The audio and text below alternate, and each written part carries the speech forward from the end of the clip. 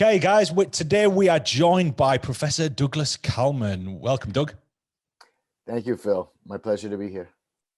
Doug is probably one of the smartest men I've ever met. He has more letters after his name than I could ever dare to pronounce. I'm going to try and remember some of these. Vice President Scientific Affairs for Nutrisource, who do pharmaceutical and nutraceutical services. You're an adjunct professor at Nova Southeastern University. You have now just taken a current appointment for the College of Psychology at the same university for nutritional neuroscience. Is that a fairly good breakdown? Yes. So busy man. Yes. Yeah, and just because I am a slightly caffeinated individual, I also currently have had and do have an appointment in the College of Osteopathic Medicine, where I currently am mentoring 3 graduate students for their master's thesis. Our nutrition department is in the College of Medicine, and we do have medical students that are in medical school and are also in our Masters of Nutrition program, which is a nice, unique aspect for a physician, because it's not common a physician to do a Master's in Nutrition while they're in medical school. So we have an option program there. I teach in that school. I actually teach a pathophysiology class. So one that deals with the pathophysiology of disease, and then how nutrition is either potentially causative or helpful for the intervention treatment thereof. And, amazing. And when I have a little bit of spare time at the university, I'm involved in the exercise science department with Dr. Jose Antonio, Dr. Corey Peacock, and others, who are either where you have some sport nutrition or exercise nutrition type studies going on, or as a professor, adjunct professor in that department, I teach a sport nutrition, an undergraduate and a graduate sport nutrition course. So you're a busy man. Yes, it's all about balance. Not all of these things happen, every day or every week, because teaching at a university. So for example, the next course I teach in the nutrition department won't be until the summer. Okay. So I'm not teaching one. I'm mentoring 3 graduate students instead of teaching a class. Between you and me and everybody that listens, I honestly find that easier than teaching a class. It's much more fun to me. So then on top of that, I also work with about 30 or 40 professional athletes and about 3 current Olympic athletes for the 2021 Olympics now for sport nutrition. Amazing. And in amongst that, you're a big family man. I know that. You're a purveyor of the fighting arts, should we say? You're a very good boxer, from what I hear, and you have a lot of dealings. Obviously, within that bundle of athletes that you just talked about, I believe there's quite a lot of those are in fight sports, right? Yeah, for the past couple of years, part of my passion of applied nutrition for sport has been in the combat sports. So the majority have been with, and part of this has to do with where I reside. South Florida has a lot, or Florida, the state itself, actually has a lot of high-level elite athletes or professional athletes that make their home here. So interacting with high-level athletes, if you're established, is easier here than some other places. So, but that being said, yes, about 6 or 7 years ago, I was a coach on The Ultimate Fighter, season 21, Black Zillions versus America Top Team. And prior to that, most of my sport nutrition was either in tennis players, swimmers, soccers, bodybuilders, if you call that a sport, and a few others, track and field. Then about 7 years ago or so, I met a manager and owner of the Black Zillions team, managed a lot of different fighters.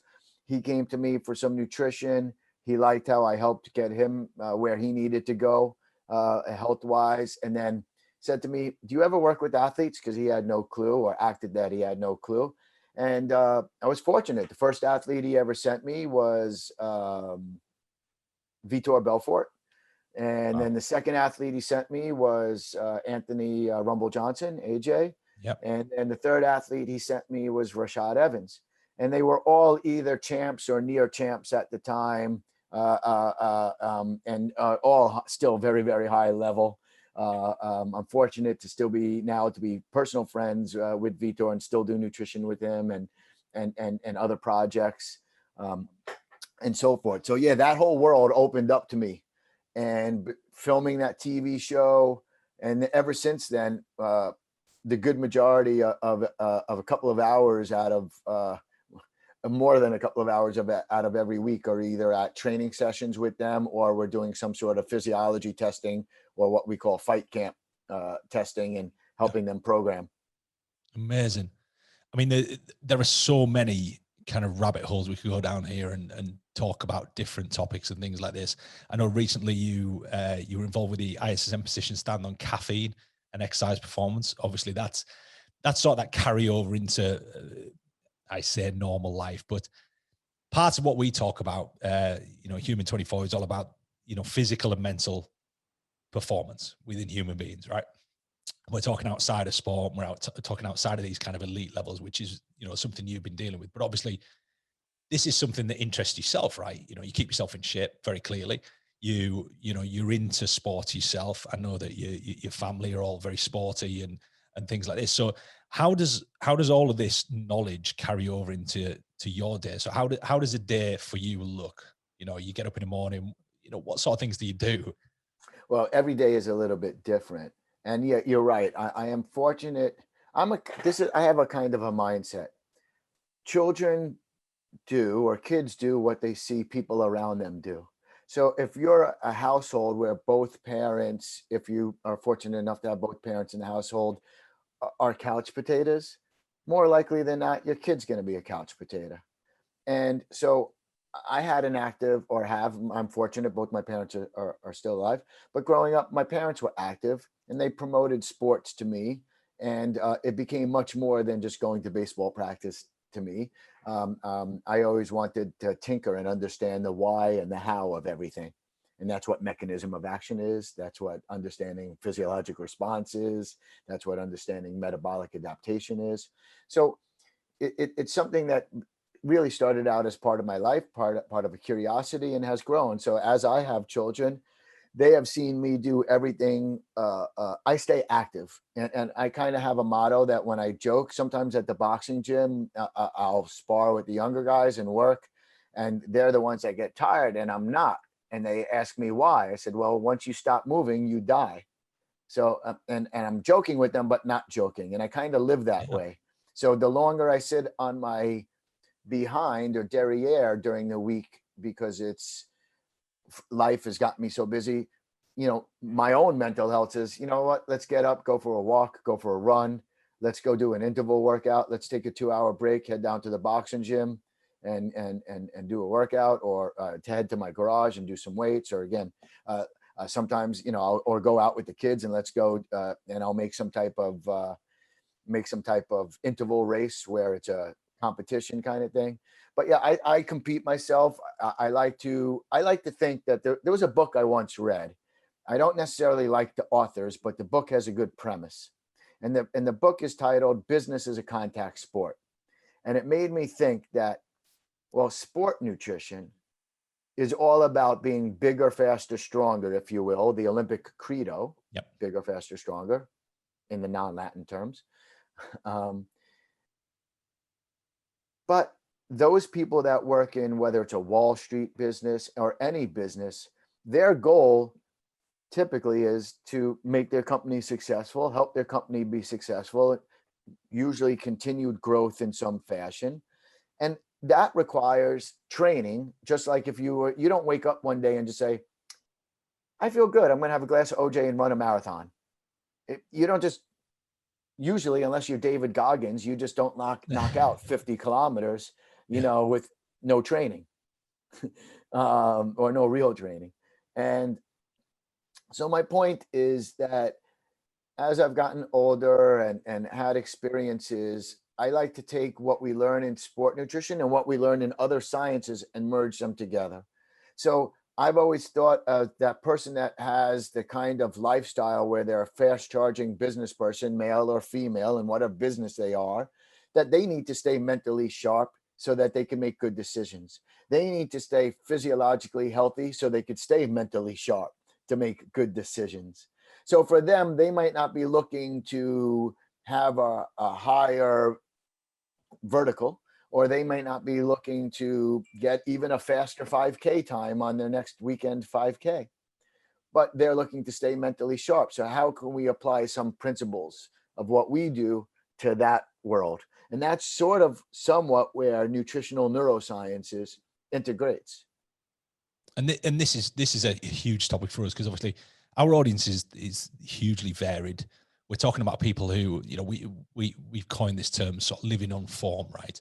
So living on form is this thing that everybody's seeking. They're trying to live on form. They're trying to, you know, achieve this pinnacle of human performance in whatever field they're in. So you talk, you know, widely there about business people, right? You know, people in high-end businesses, CEOs, things like this. And obviously what you've talked about is carrying all of this knowledge that you got through sports nutrition, which is this elite level of performance, and going, hold on, all of this can be applied to kind of everybody else. And you get these traditional kind of sports nutrition ingredients and sports nutrition applications and sports nutrition theories and principles. And now they're getting carried over into, it's probably the wrong term, but I'm going to say the real world. It's all real world, right? But it's all getting carried over. So when you're dealing with all these different people, and when you're dealing with yourself, you know, of course, you know, what principles are you applying to your day-to-day life that you have carried over almost from this elite level sport and this sports nutrition knowledge that you have and you brought in? So you said before that you're a caffeinated individual. I know that Jose is also another caffeinated individual, and I will join that club as well. But, you know, caffeine, you know, let's talk about caffeine now. You know, that was always seen as a solely physical thing, right? And over certain doses, it was, you know, it did things, right? And how is that carried over into your neuroscience, your nutritional neuroscience? You know, what are its applications? Are there any other things out there of a note at the moment that are probably, you know, worth noting or are doing great things that you would apply to all of these kind of people? So your fighters, your business people, yourself, me. Right. Well, caffeine is probably the world's most favorite drug. If we think about it, historically, what, tea and coffee are the most ingested beverages globally, and these are sources of caffeine. So ever since somebody, whoever was the first person that saw a coffee bean and said, let me put this through some type of hot water or water and make a juice out of it, or same thing with tea leaves, that's the first time humankind got turned on to caffeine. And yes, we know that caffeine is a stimulant, but it has other effects beyond stimulation. And that is what's beauty. So for the athlete, when dosed properly, and what I mean by properly is research has helped define how much caffeine a person needs to ingest in order to obtain an improved outcome. So whether that's faster reaction time, higher pain threshold, greater energy, enhancement of mood states, and a whole host of other things. You know, we know that there's a window, and we know that how to dose, if you will.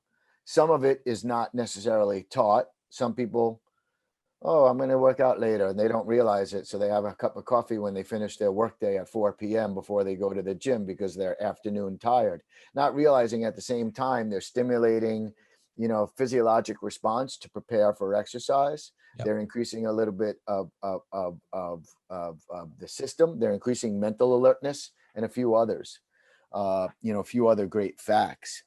So here's one of the interesting facts that I wanted to actually talk back to you on. If we're thinking historical sport nutrition, what are the two types of nutrients that have been used for the greatest amount of time in human time or in mankind? Well, stimulants have got to be in there, right? Well, caffeine is number one, right? Because coffee and tea. So are we talking kind of broad broad topic. So stimulants would fall under that category, or are we talking about one, specific yeah, things? one, yes. So one obviously is a stimulant. Now something is a non-stimulant, some other kind of nutrient. What's the other nutrient that really has been the workhorse of nutrition for sport or other uses since the dawn of time that we often forget or overlook or demonize? Demonize. I was going down the creatine route there, but then you've talked about it since the dawn of time, and obviously it will have Well, a been matter of used. fact, creatine could be a third one. It's not the one I was thinking of, but again, if you're thinking of Milos from Croton or Milos of Croton, you go into ancient, right, Greek, ancient, scripture, if you will, Consuming right? What did enormous he eat? amounts of 20 red meat. pounds of meat, Yeah. right? And in 20 pounds of meat, you're going to get 5 to 7 grams of creatine. Yep. So he was creatine loading. So caffeine, yes, creatine, we've applied as a third one. It does start with the C. It's a class, if you will. It's a class. Cognitive. No, we're gonna go. It's still, that is still with the C, but I don't want to cognitively test you right now. Because again, we were talking about tea before. Yeah, but this is a class of carbohydrates. Of course, right. Yes. So carbs, creatine, would we classify caffeine. that as, would you class that as a supplement, or would you class that as well, I guess it becomes supplemental when you need it for a specific role outside of your normal life, right? Yeah, we know that for those people that do endurance sports, those people that or a sport that doesn't have to be endurance. You could be, let's take this for example. I love this example. Would you think, you're educated, you would think this, but would you think in general that somebody that's doing a world's strongest man type of competition would benefit from a higher carbohydrate diet as compared to a bodybuilder type of pre-contest diet, which is often low in carbs, right? So my point being is that we know that carbohydrates are used for energy. And we know that since the dawn of time, people have been eating carbs, whether it's been a bean, whether it's been wheat of some sort, whether it's been an oat. They've been eating carbs, and they've also been thinking it's the cheapest source of fuel. And why I bring this up, why it's overlooked, is because there's been such a demonization of carbohydrates in society because of an association of overconsumption of carbohydrates with things like type 2 diabetes or obesity, or insulin resistance, or I eat too many carbs, that's why I'm fat kind of thing, or have a spare tire, if you will.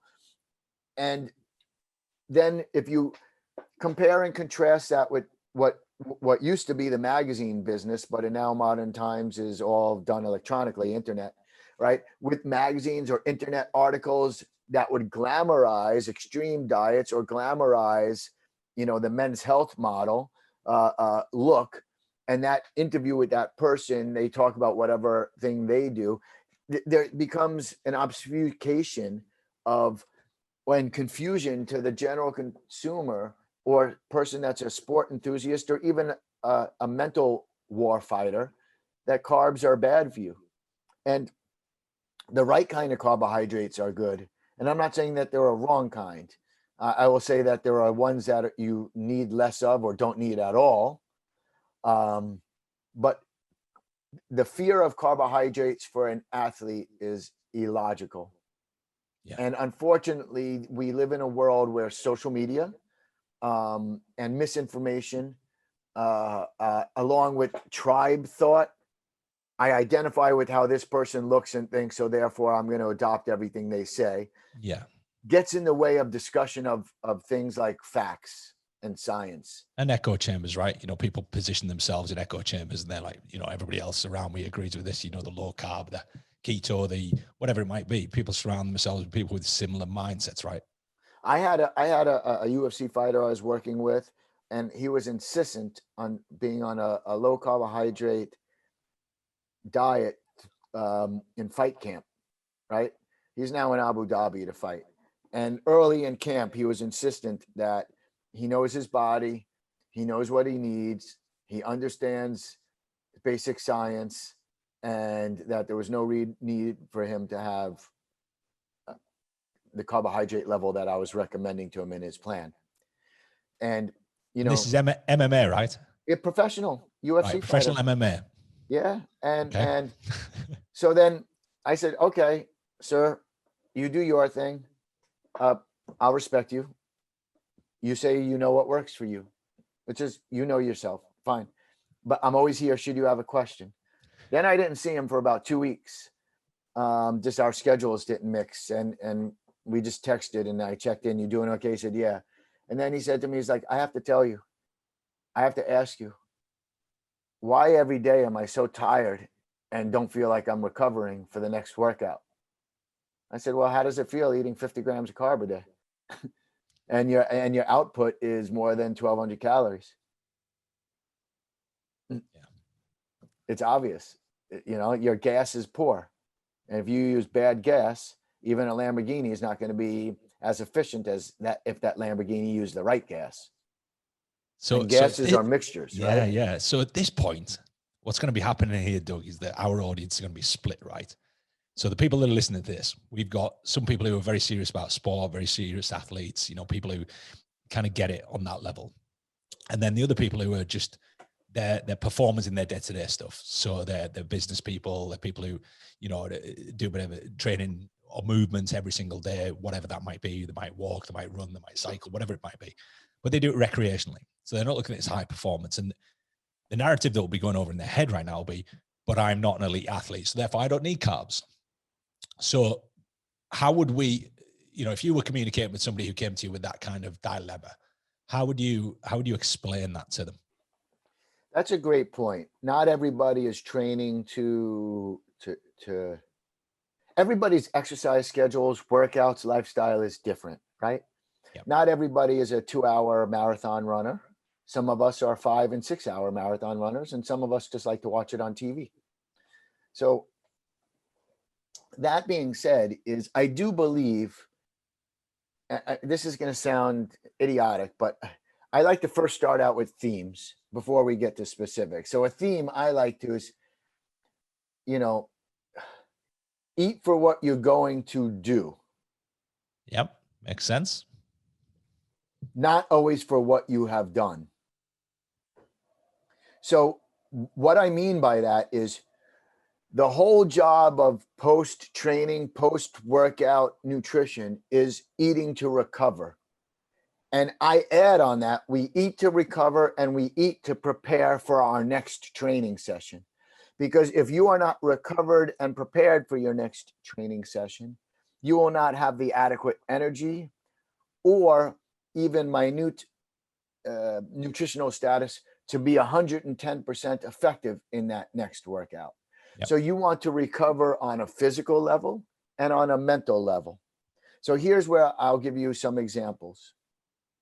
Some people, when they feel sore, do they stay away from a gym or a workout because they're feeling sore? Or do they just say, I'm sore, it'll go away, I'll feel better in a few minutes? What you know, there is a good portion of people that if they're sore, they, oh, I ache, so I shouldn't do this again. And then there's the other end of the spectrum where they're like, this is good, I'm going to carry on and do what I need to do, right? Right. And so we have different levels of recovery as well. We have recovery that we can see on a cellular level, meaning I take a blood sample or a muscle biopsy and I could see regeneration of ATP. I could see reduction of creatine kinase, you know, biomarkers of damage and other things of stress.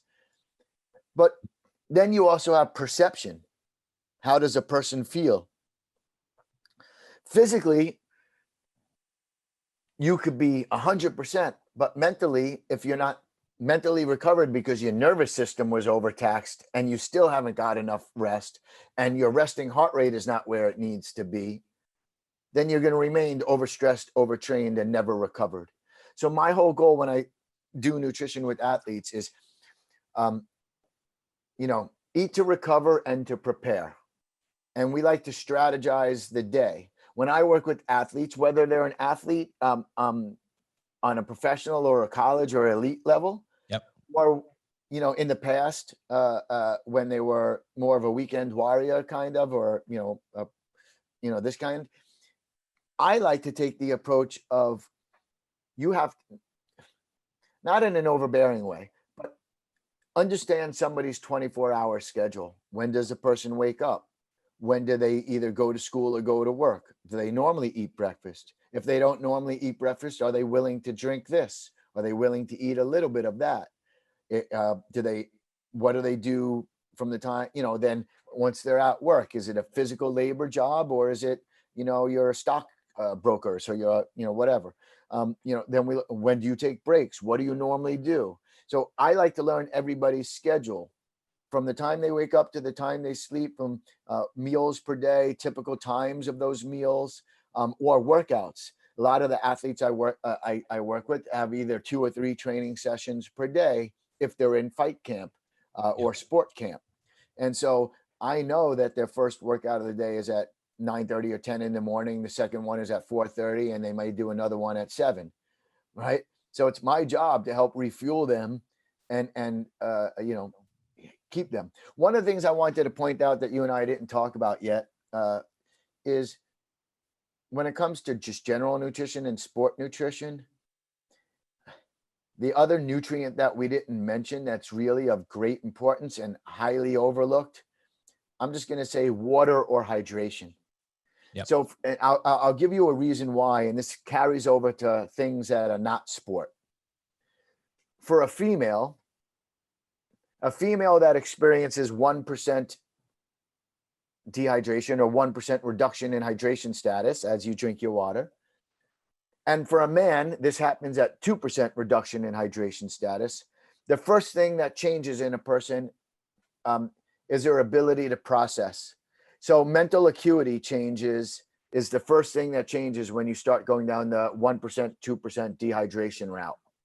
So now, if you don't drink enough throughout the day, you wake up in the morning, maybe you have a cup of tea or a cup of coffee, you do the normal, go into the bathroom, and then you start your workday without even drinking more fluids, you're starting off underhydrated. And if you're a female that's 1% underhydrated, men 2%, your mental acuity is off, which means that you don't think as fast, you don't think as clean, you don't think as well as a person that's just normally hydrated. So can that have an effect in sport? The example I give in sport to my soccer or football players is that imagine now you're in the 70th minute, you're in a team game, and because you're dehydrated, even just a little, or just 1%, and your mental sharpness is off, you just cost your team the goal because you're a defender that read the play wrong or made a mistake on a split second. Does this happen in the business world? Yes. Sell, buy, trade, math happens in school. So my point being is we have to first start off by acknowledging hydration. And if there's no magic formula, 8 cups of 8 ounces or 8 times 240 mLs, you know what? Basically, if you want a rule of thumb, divide your body weight. I'll get you guys. I'm sorry, in the UK, you guys use the metric system. So the easiest way is to, 2.2 pounds is 1 kilo. So divide your body weight by half. Let me see. I'm getting this right. That's all right. Just throw it out in pounds. We can figure it out. Okay, yeah, because our listeners can figure this one out. So, and if not, we'll put it in the show notes. So basically, on the low end, you want a ½ ounce of fluid per pound of body weight. On the higher end, 1 ounce of fluid per body weight for your total fluid intake per day. So, and that's for, the physically active person. That's a good range is, 1/2 to 1 ounce of fluid per pound of body weight. And I like, and I like the way you're saying fluid there. So what, again, one of the questions that people are going to be going over in the head here is, are we talking water here? Or are we talking just fluid? Again, I know that you come from the home of the proper pub. Yep. And what's served in the pub that is not water is not fluid. Okay. So this is what I mean by fluid. Fluid is any liquid that is not alcohol in nature. Okay. See, alcohol, whether it is in a wine, which is different calorically than if it was in a beer, than if it was in, let's say, scotch, or one of these things, they all inhibit a hormone in the body for a short term called, they all they all inhibit antidiuretic hormone in the body from its activity. Yep. So when you inhibit this hormone, the gates open and you urinate. You have to pee. You lose fluids. That's why you can't drink alcohol and stay hydrated, because after a certain amount of time, more will be out than is coming in. My point in bringing this up is there is a myth that caffeine is that caffeine, like coffee or from tea, is a diuretic. Studies show that if I fed you caffeinated fluids versus non-caffeinated fluids, and I measured the amount of total fluids in versus total fluids out, it would be in basic fluid balance, meaning it's not causing more losses of fluid than anything else. And so studies, more than one, more than three, studies show that caffeine does not act as a diuretic. It was once thought that it did, but it doesn't. And much like anything, right, that's carried over. So people still believe this, right? Yes, like anything, right? Day. Again, we mentioned creatine before. Creatine. And wait, you know why people believe that caffeine or coffee is a diuretic? Is because they drink a cup of coffee. Now they have a more fluid in their body and they have to go pee a little bit later. Yeah. That doesn't mean that A caused B, or A and B caused C. It happens. But over a 24-hour period, your fluid balance is the same. So going back to saying fluids, I mean things like water. It could be flavored water. It could be teas. I'm not a big fan of drinking a lot of juices, but it could be juice. I mean, these are other liquids that hydrate a person, but without a diuretic quality like alcohol has. So when I say to my athletes, I say total fluid, it's from fluid from all sources. And just so we acknowledge to my fellow registered dietitians and other registered nutritionists out there, yes, we do get fluid in foods that we eat. But typically, the most fluid foods are your fruits and vegetables. And then meats have less fluid than in them, of course. But we're not really eating so many fruits and vegetables that we're getting, 1,000 or a liter rather, or 2 liters a day from that. So again, fluids is what we look for. So if we're talking about cognition, right? So this is kind of what we've been talking about. Professional athletes need cognition. Business people need cognition. People who want to perform both mentally and physical, they need, improvements in cognition, because ultimately, skills, decision making, all of those things hinge on that. So the first thing that anybody can do if they want to improve their cognitive ability is stay hydrated. Stay hydrated, get hydrated, and on a physical level, obviously, which we haven't really touched on, but obviously the physical benefits that are huge as well, right? Yep. So so I know that there's just been the position stand on caffeine. So we've kind of talked about caffeine a little bit. So where does caffeine sit in amongst all of this? Because this is something I'm trying to think of the things that our listeners are going to be consuming on a regular basis. And there's this whole thing right now, and I don't know whether you're seeing it where you are, but in the UK, there's now this big thing with caffeine where people are almost convincing themselves they consume way too much.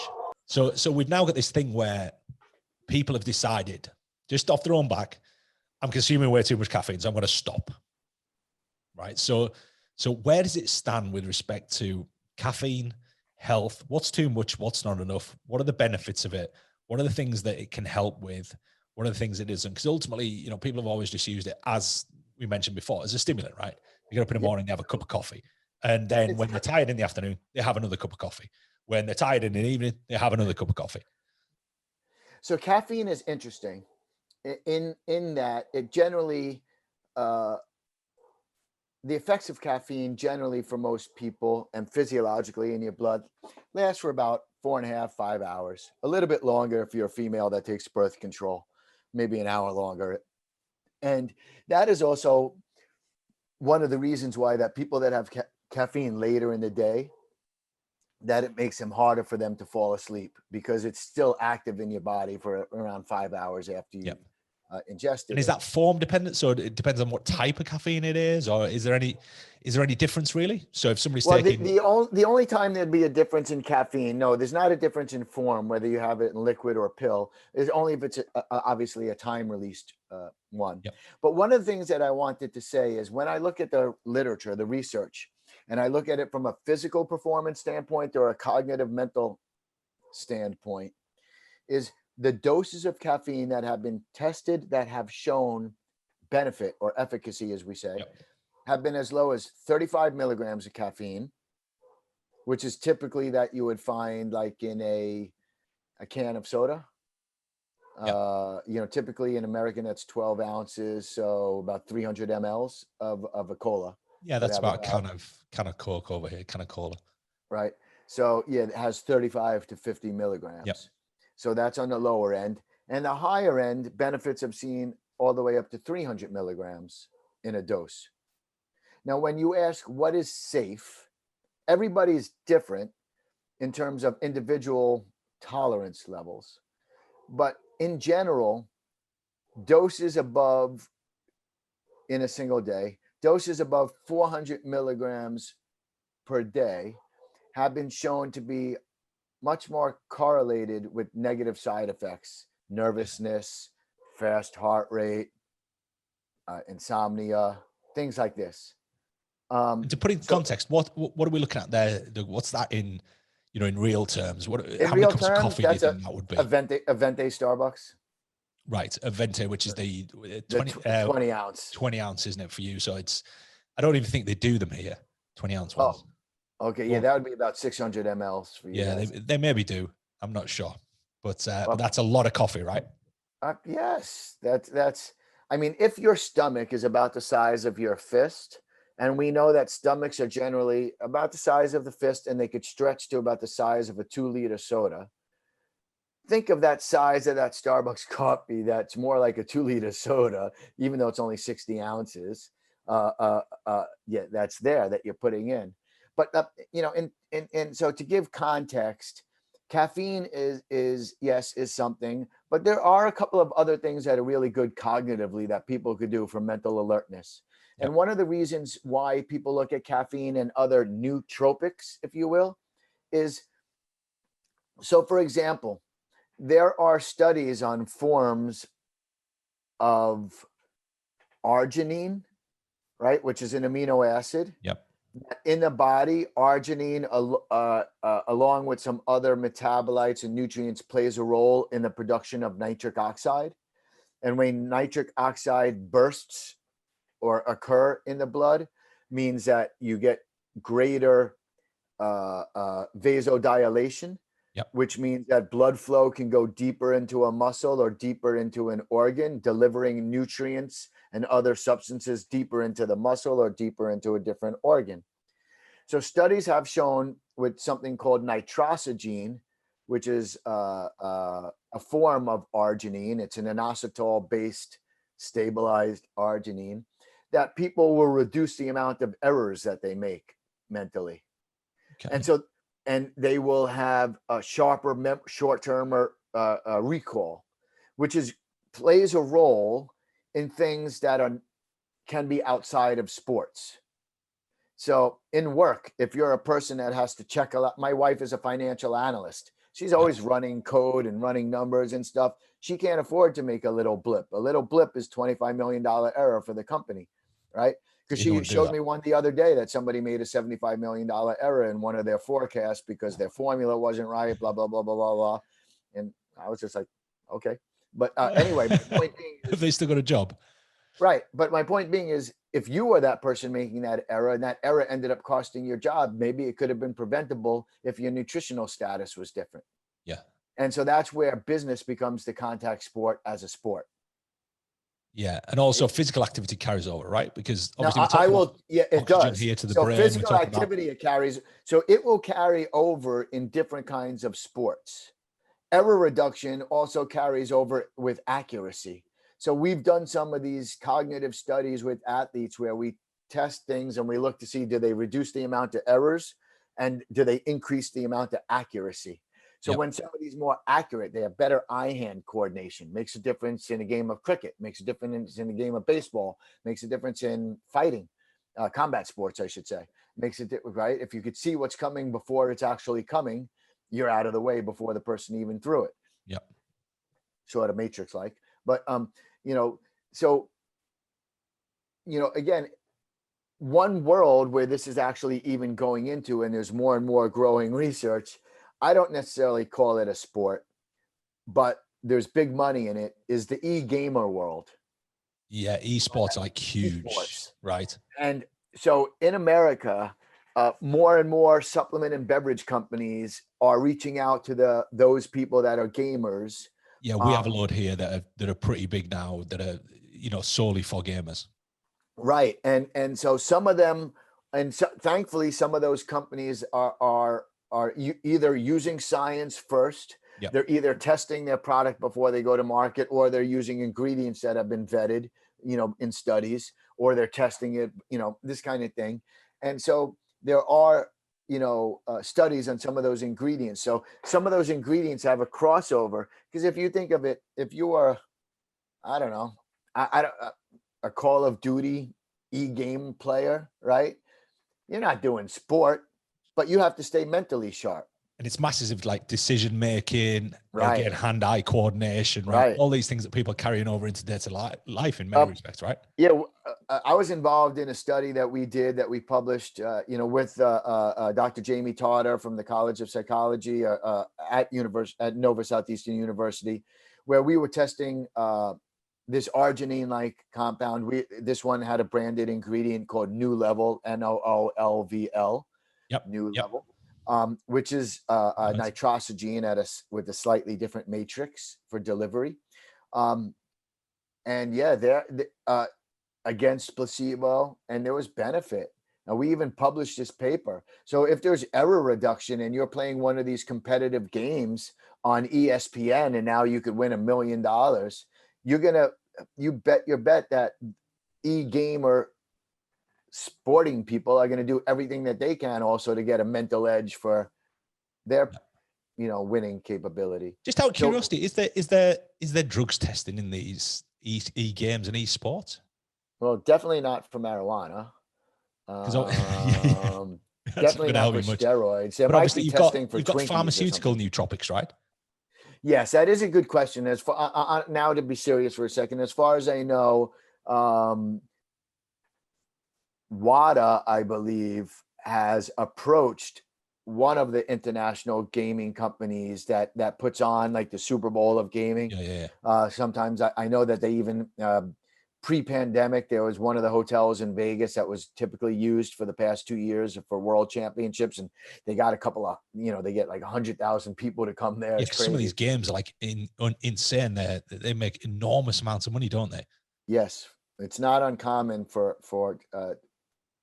it's not uncommon. I knew one person that was generating more than 13. It's not going to sound like, it sounds like a lot to me, but won't sound like a lot to some others, that while they were still in college was generating $13,000 a month in revenue from their gaming. And in America now, some of the universities are giving scholarships for their e-gaming team. And just like they have a wrestling team or a baseball team, some colleges have started gaming teams, I guess, because they also, I don't think it's for the intellectual expansion of mind, but who knows? But that's another avenue to college now for some people, because you can get a scholarship to go to college based upon your ability to play video games, which is kind of fun. Crazy. And this is like this, we talk about it as a new age of performance where, we talked earlier on about physical and mental, right? And this crossover of them too, where, once upon a time, people used to be like, you're either sporty or you're intelligent, and never the twain shall meet. You had to go down one route. You weren't allowed to be smart and also and this plays on this whole scholarship thing and blah, blah, blah, trying to get people into colleges, which is, was a very American thing, but is now happening in the UK. There's a lot of sports scholarships and things occur with the big universities and things like this. So a lot of these things are carrying over, right? So we're talking about, physical activity carrying over into, mental activity and your ability to make decisions, general cognition, things like this, then you've got like e-gaming, right? So these guys and girls who are doing e-gaming, surely they're proving to us that they have an enormous mental capacity for knowledge, right? Because their brains are functioning on this almost higher level, right? Yes. One of the things I also wanted to bring up, and most definitely yes, is if your brain is going to function on that higher level, that brain needs energy.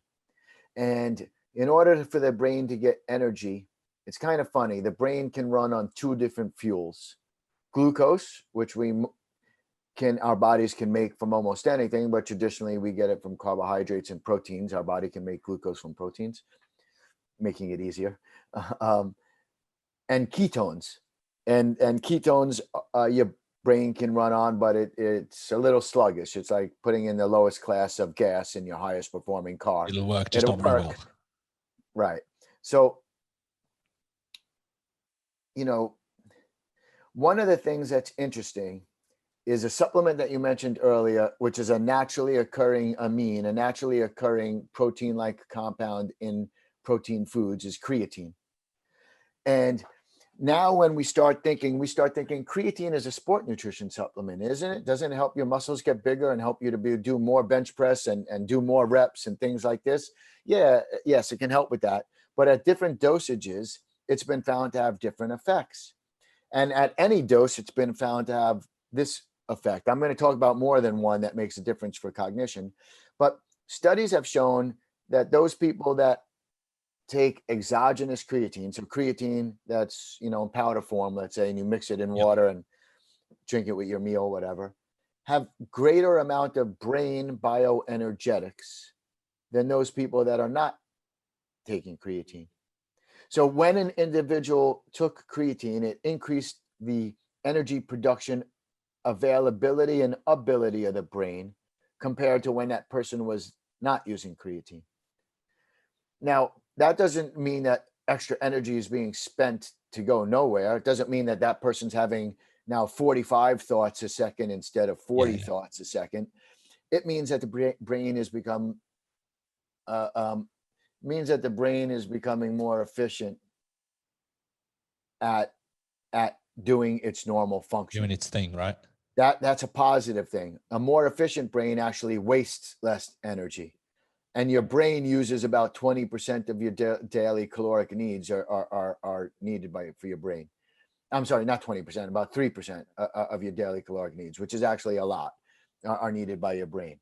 Now, going over to this next thing that I wanted to say is we unfortunately also live in a world, not trying to sound like a movie, but we unfortunately also live in a world where we don't always get the amount of sleep that we want. Right. So we're not always all rested. And some of us have nighttime jobs. Some of us don't sleep well.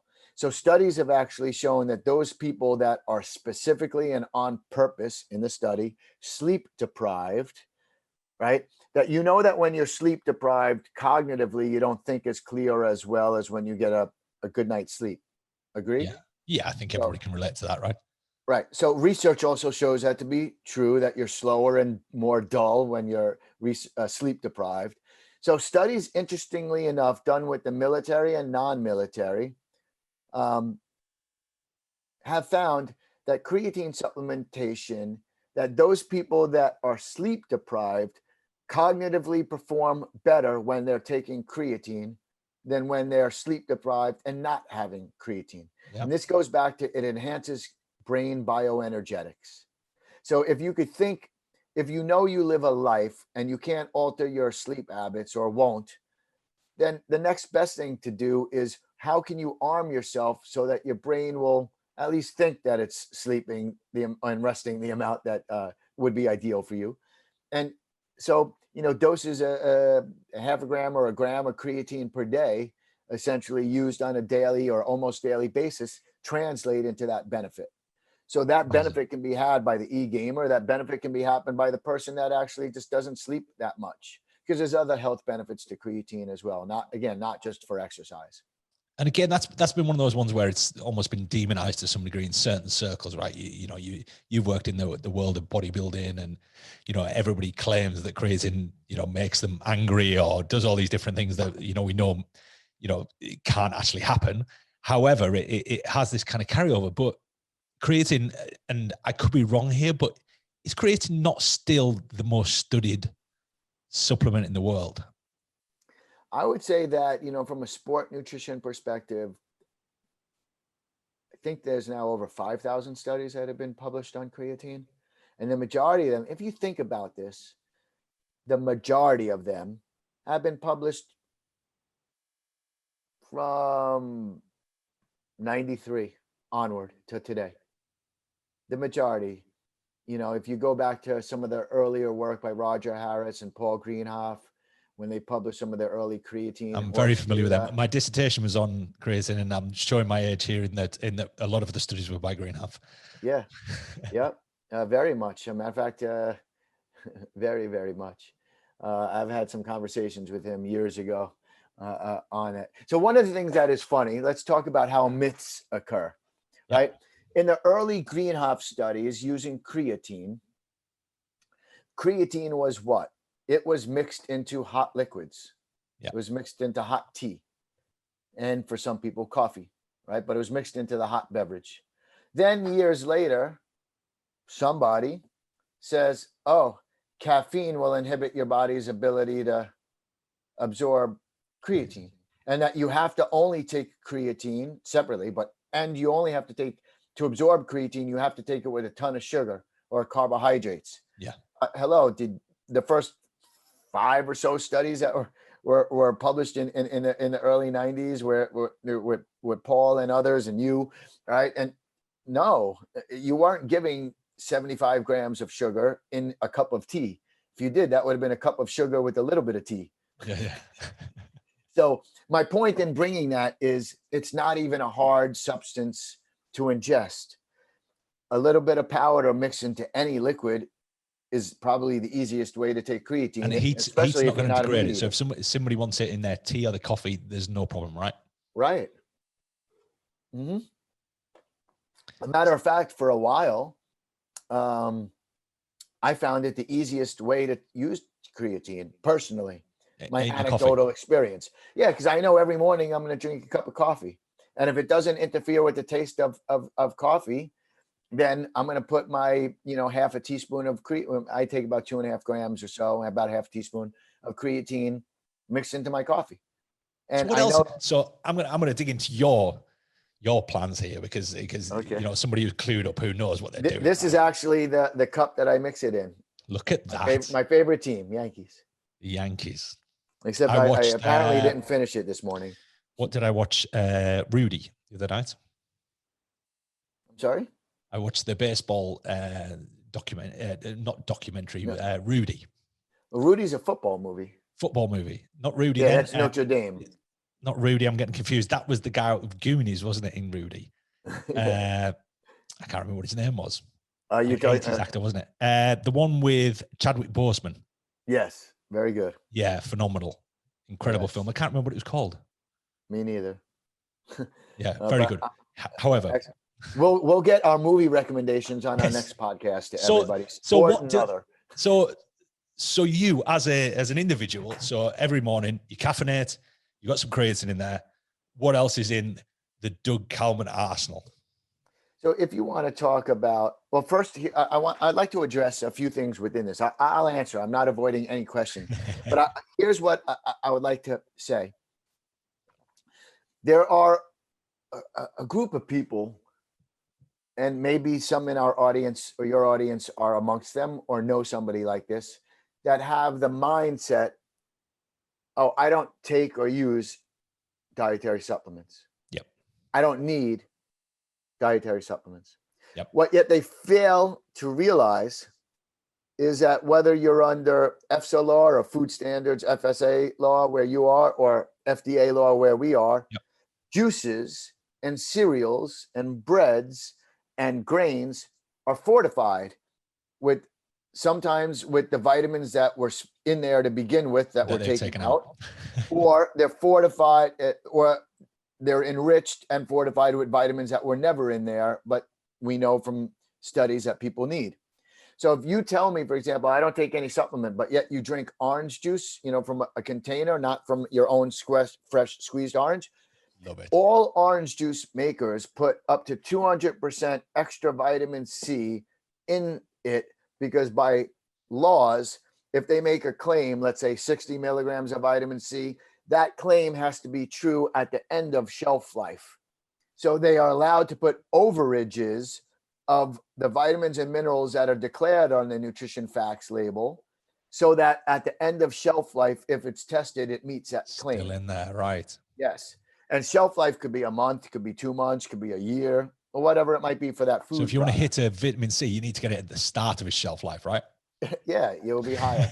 So when people tell me they don't supplement, but yet I see that they eat cereal, those cereals, all that 100% of every B vitamin is not naturally occurring in wheat. Yeah. That is being put in there by General Mills or Nabisco or whoever. So my point being is that more of us supplement than what we think. Then second being is actually you start supplementation from the time that you were born. At least in America, it is standard of care that when an infant is born, they're given generally 2 vitamins, right? They get a vitamin K shot. Yes, same here. And they're started on vitamin D supplementation. Yep, same here. So if we didn't need these extra nutrients, why do we do it? Meaning that's my kind of like sarcastic question, right? Don't tell me you don't supplement. You were supplemented from the time you said, wah, right? Okay.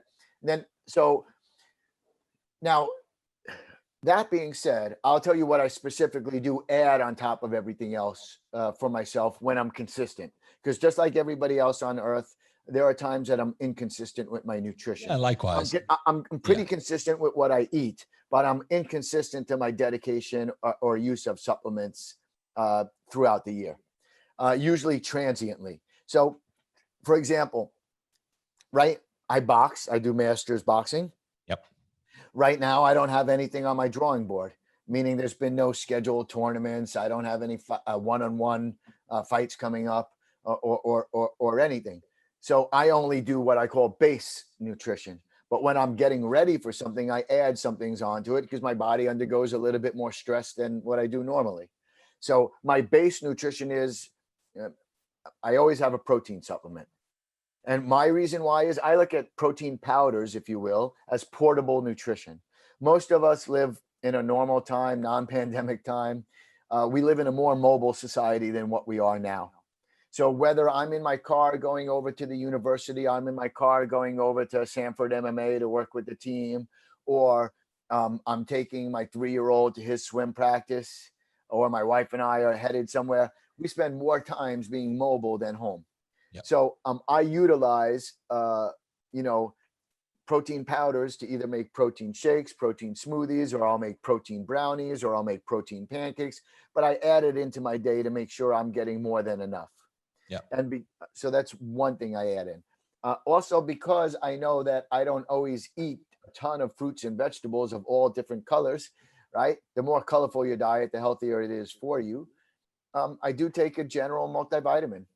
The brand is really inconsequential. To me, it's not, but I don't want to go out. What I want to say is I take a good multi, and more is not always better, right?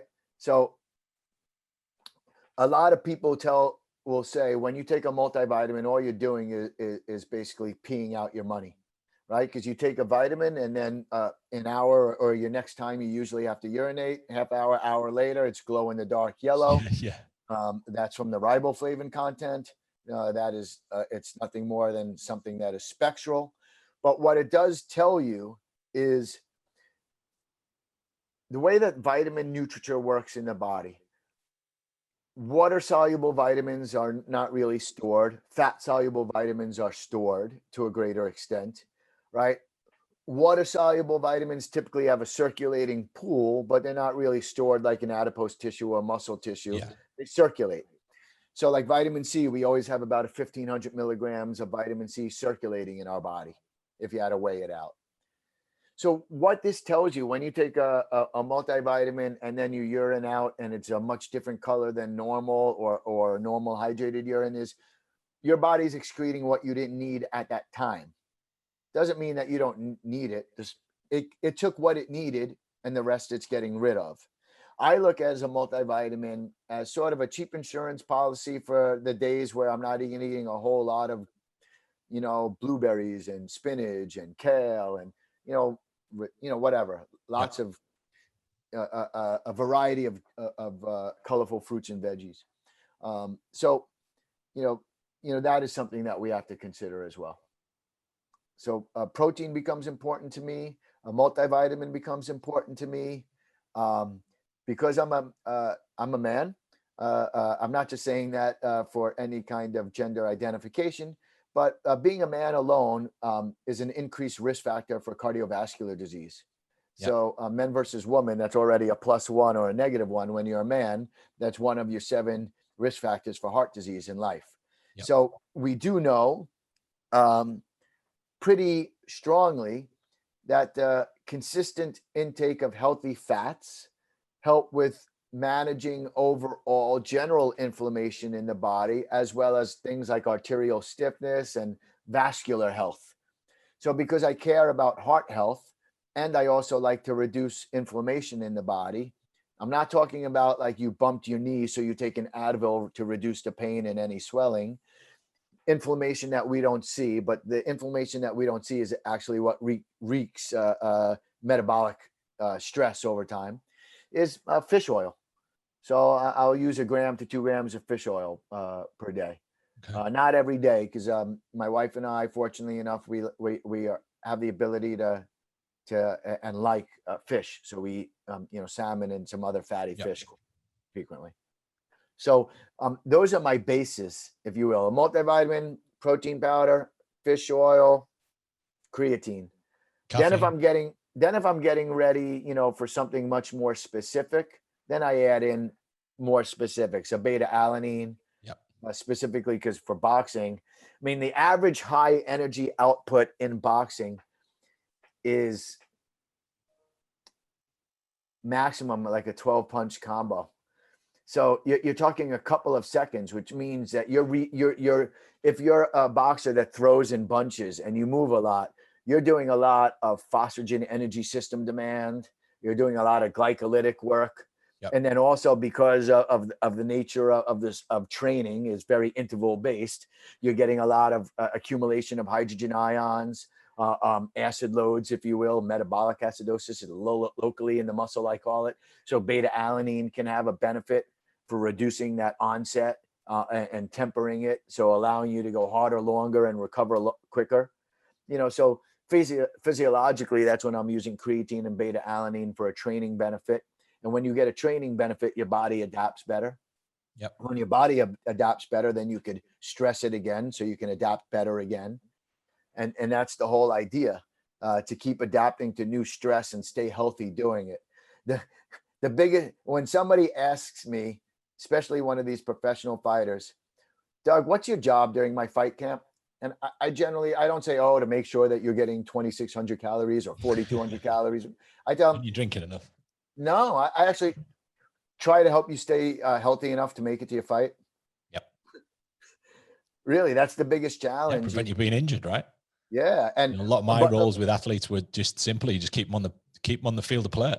Yeah. So how does that translate in nutrition? Let's say that you're doing strength and conditioning, Phil, and I know that I'm watching your athlete in the morning, and I just see that we had a sparring session, and I know because of the Florida humidity, where most people are dropping 8 to 10 pounds, or let's say 4 kilos in the hour 15 of the sparring training session that day, right? That's a lot of water weight to drop.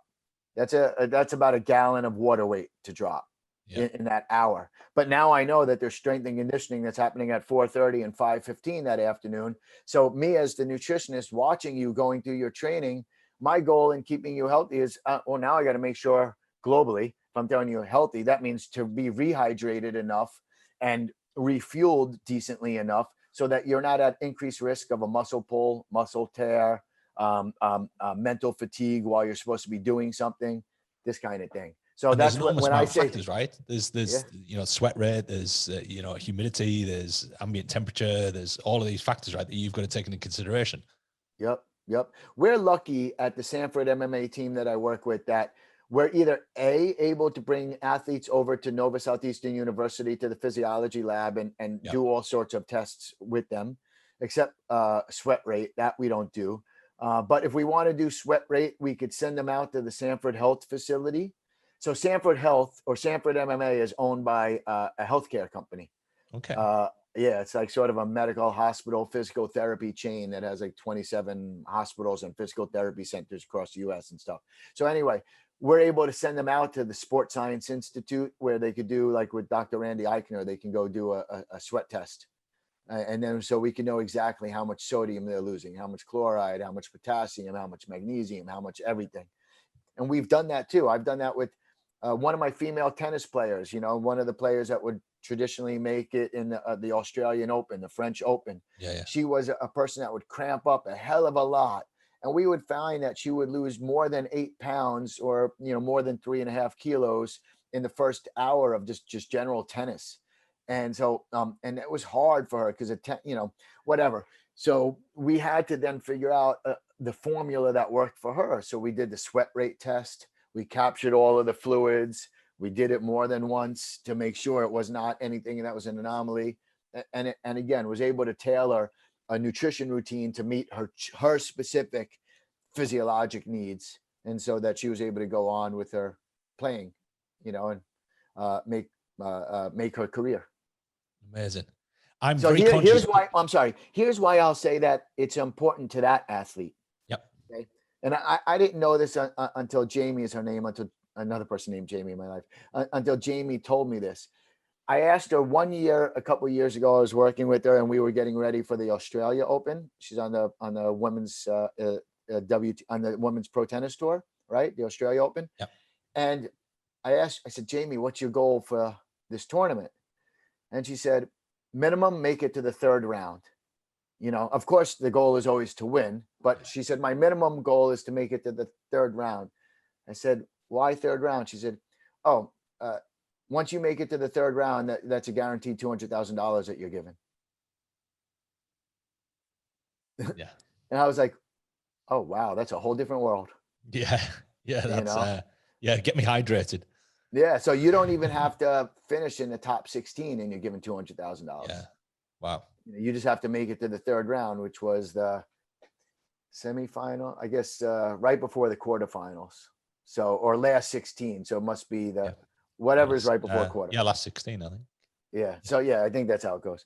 But anyway, yeah, but still, like, that was amazing to me. So nutrition mattered to her, not only for her ultimate goal of winning the tournament, but really of just getting to the third round so she can know that she has enough money coming in to cover her for the next year. So that now she could go train for the next tournament and do a thing, right? Yeah. And the life changing, right? These are life changing things, and you and me both have dealt with people who, getting their performance right can be life changing, right? And I'm very conscious, Doug, that we're actually gone on longer than we planned. I know you've got some family stuff planned, so apologies to the family that you're a little bit late. But I want to end on just one little thing. Yes, sir.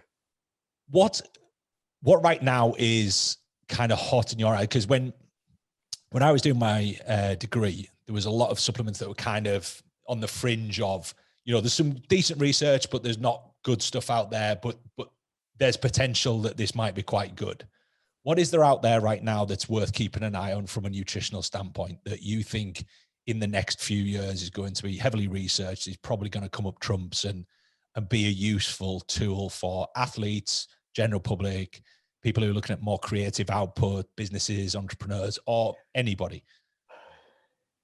There are a couple that I know of that are in development that are going down the regulatory evaluation pathway to make sure that they're legal as dietary supplements or foods. There are certain kinds of what I'd call fatty acids and keto acids that have shown really good preclinical, that means animal studies and laboratory studies, like cell line and but mostly animal, for for endurance, and cognition. And those two things interest me, because the cognition falls over to people and nutrition that's not sport oriented.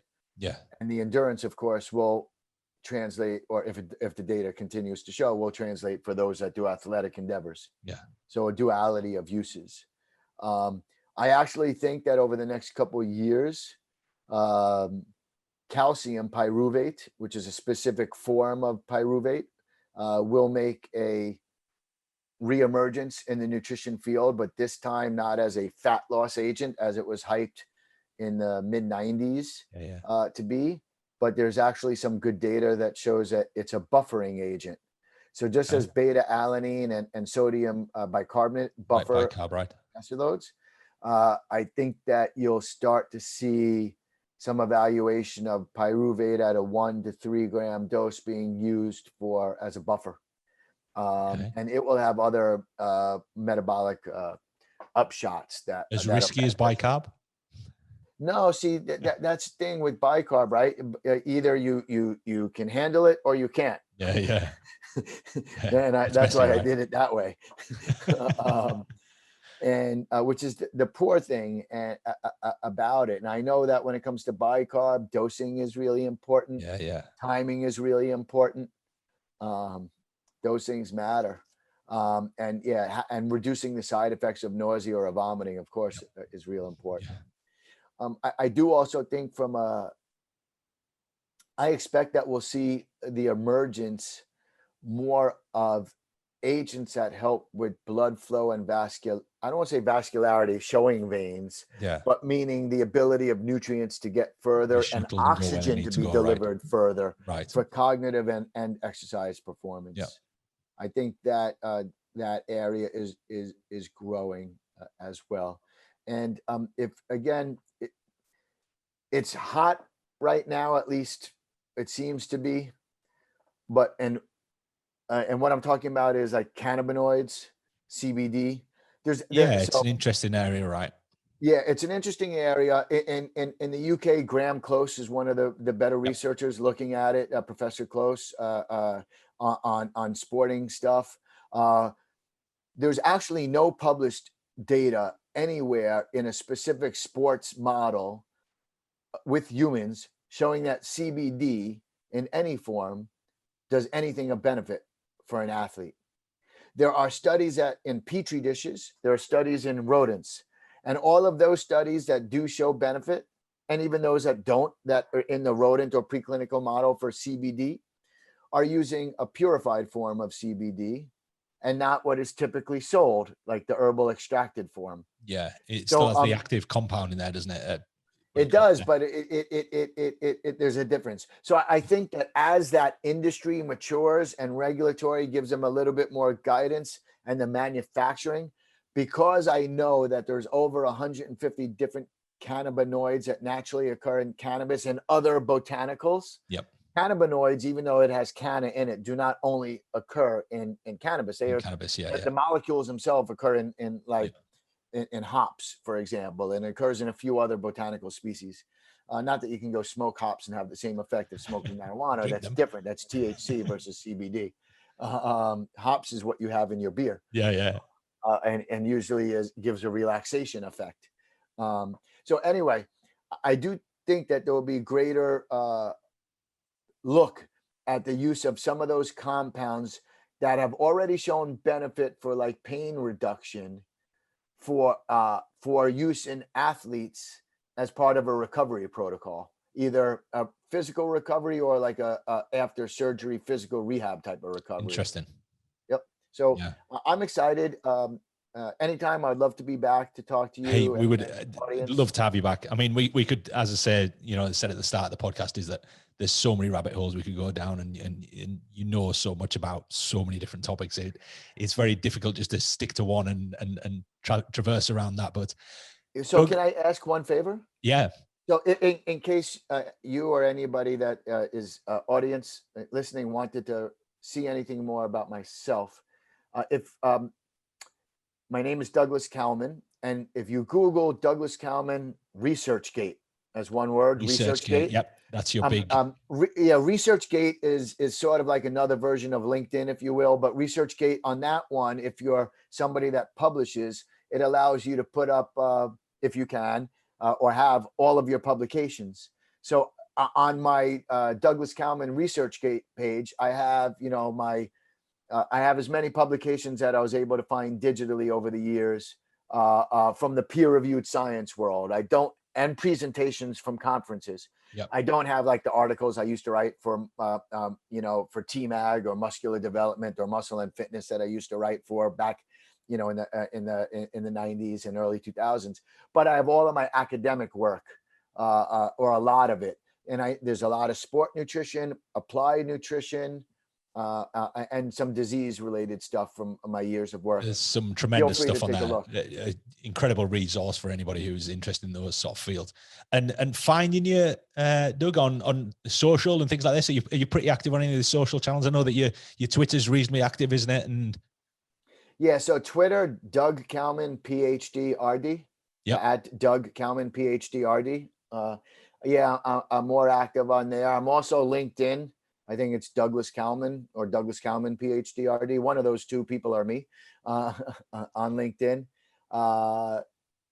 And Douglas Kalman also on what do you call it? Instagram. I'm not that active on Instagram. Probably more active on Twitter. But nonetheless, that's, if you're looking for the social world, I'd love to high five you out there. Awesome. Hey, thank you so much for your time. It's been an absolute pleasure, as always, and I hope you enjoy your evening with your family. But thank you so much, Doug. And until next time, bye for now. Bye now.